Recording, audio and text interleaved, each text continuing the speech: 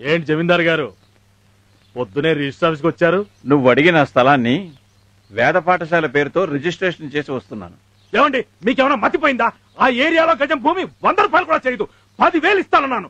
అయినా వినకుండా ఆ పిచ్చి పంతులకి దేశానికి ఏ విధంగా పనికిరాని ఆ బోడి ఉండు పిల్లలు చదువుకునే వేద పాఠశాలకు రాసిస్తావా? అదంతా జరిగిపోయింది. ఇప్పుడు చేసేదేం లేదు. ఆగండి, అంతేం జరగలేదు జమీందార్ గారు. మీరు అలా సంతకం చేసిన కాగితాలు ఇలా వెనకాల నుంచి వచ్చేసాయి. మీరు ఇంకో సంతకం చేశారనుకోండి, అది కాస్త నా సొంతం అవుతుంది. ఎంత డబ్బు కావాలో చెప్పండి, ఇచ్చేస్తాను. నాకు డబ్బే కావాలనుకుంటే ఆ స్థలాన్ని వేద పాఠశాలకి ఉచితంగా ఇచ్చుండేవాడిని కాదు. నేను చచ్చిన సంతకం పెట్టను.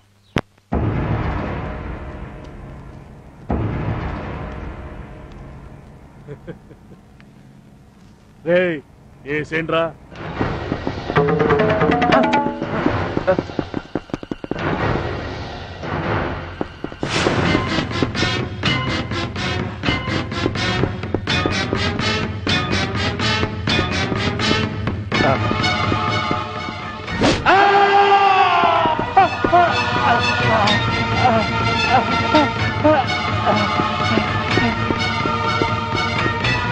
प्रजावान् पशुमान् भवति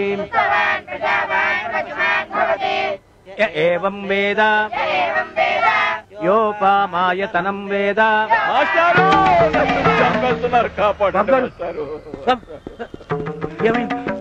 రామ సుబ్బారెడ్డి నన్ను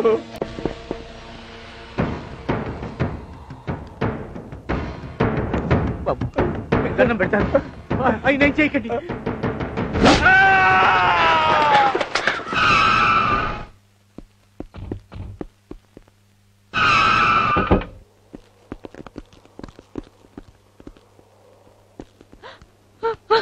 వివేక్, అమ్మా నాన్న చూడరా.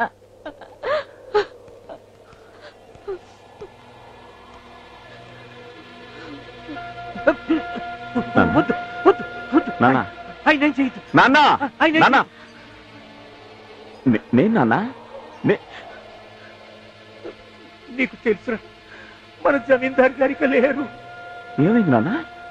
వాళ్ళు దుర్మార్గులు, రాక్షసులు దారుణంగా పొడిచి చంపేశారా. ఇక్కడే నేను పిల్లలకి పాఠాలు చెప్పుకుంటున్నాను. అటు నుంచి జమీందార్ గారు పరిగెత్తుకుంటూ వచ్చారు. ఆయన వెనకాతల కత్తులు పుచ్చుకుని తరువుకుంటూ, వాళ్ళు మనుషులు కాదురా, పచ్చి మాంసం తినే రాబందులు. ఆయన రక్షించండి రక్షించండి అంటూ నా మీద వాలిపోయారు. ఒక్కడిని ఇంతమంది నుంచి నేనేం రక్షించగలను? పిల్లల చెల్లా చెదరైపోయారు. అక్కడికి వాళ్ళ చేతులు పట్టుకున్నాను, వాళ్ళ కాళ్ళు పట్టుకున్నాను, బతిమాలాను. రక్షించండి మహానుభావుడు, వదిలేయండి అన్నాను. నన్ను తోసేశారు. తోసేసి ఆయన రెక్కలు బెగ్గట్టారు. కట్టి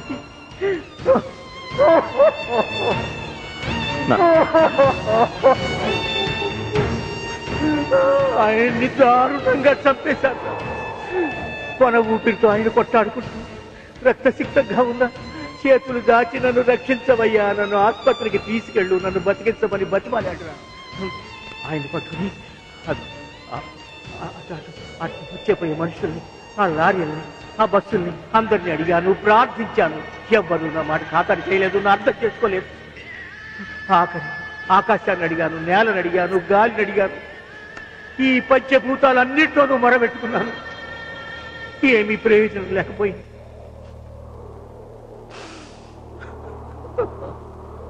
ఇక నాతో లాభం లేదని ఆయన చివరి శ్వాస పంచభూతాల్లో కలిసిపోయింది. ఇది గూండాలు స్వైర విహారం చేసే రాజ్యం రా. ముఠాదారులు శాసించిందే శాసనం.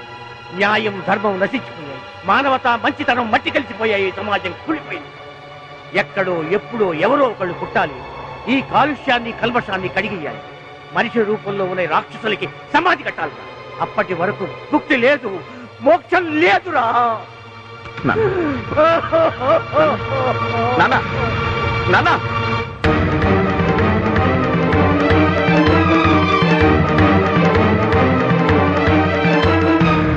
రామసుబ్బారెడ్డి, రామసుబ్బారెడ్డి, రాయ్ సిద్ధారెడ్డి, ఎక్కడ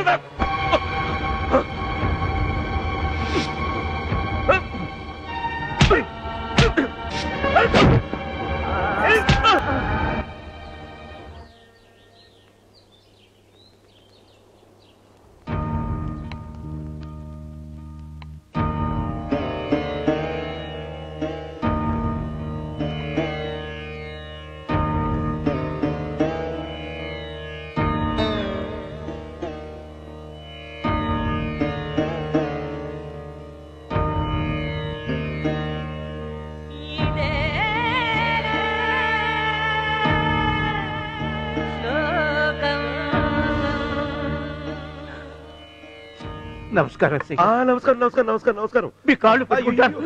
మీరు వేద పండితులు. తప్పు పంతులు, నిన్ను చూస్తా అంటే బాధ అవుతాడని. అయినా ఏం ఇట్లొచ్చినావు? ఏం కావాలి నీకు? ఏం కావాలని చెప్పు, చేసి పెడతా.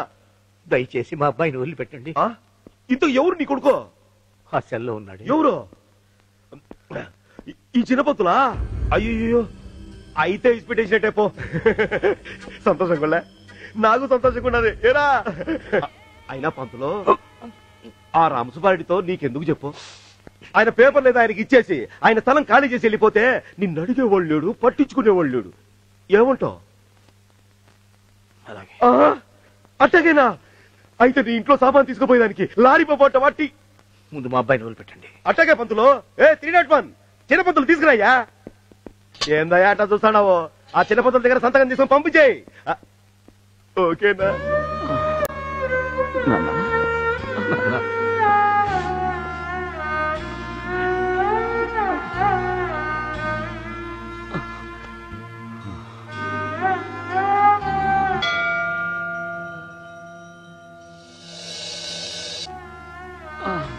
పంతులో మాట ఇచ్చినావు, మాట మీద ఉండాలా?